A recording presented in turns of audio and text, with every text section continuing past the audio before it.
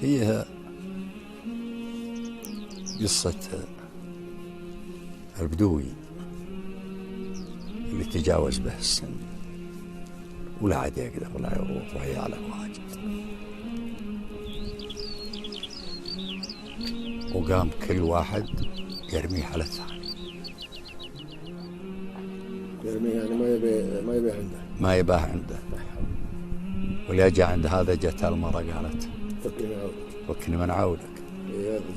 راح الثاني وفكني من عودك، وراح الثالث فكني من عودك.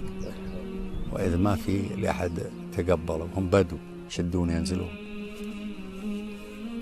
اتفقوا على أنهم يخلونه في المراح ويشدون عنه. شدوا عنه وخلوه في المراح. لا حول ولا قوة إلا بالله سبحانه.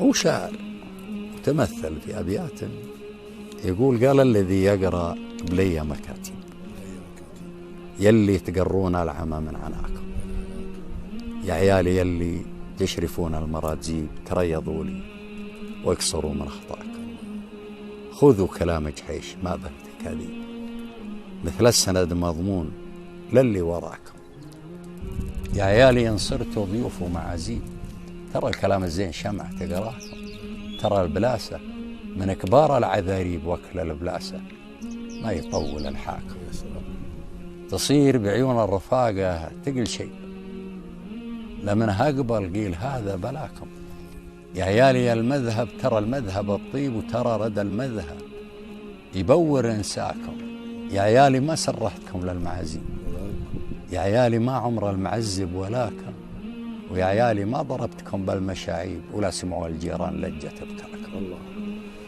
يا ما شربت السم من عرض مجد يفز قلبي يوم يبكي حداكم، يا ما تسعرت الخلايق تقلبي من خوفتي يكسر عليكم عشاكم، أحفيت رجليني بحام اللواهي وخليت لحم الريم يخالط غداكم، واليوم شوفوا لحيتي كلها شيء، شوفوا محل تخوضعي في دراكم. الله أكبر، محل تخوضعي في دراكم. قمت أتركى فوق عوج المصلي وقصرت اخطائي يوم طالت اخطاكم، يا عيال يا عيالي عليكم مطاليب، عطوني القرة جزا ما وتعكم، خوالكم يا عيال هم ما كر الطيب، يا عيالي ما ادري هالرد منين جاكم. شوف يوم يقول نعم من ما كر الطيب، هنا مدح خوالهم. نعم.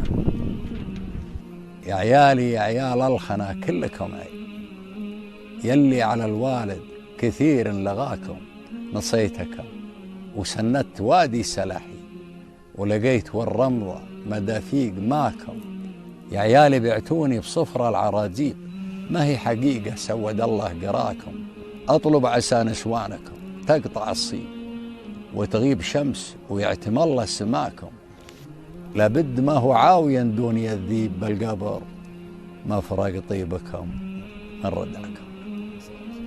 هذا الغضب اللي إذا حل الله هو غضب الله سبحانه وتعالى. وبالوالدين إحسان.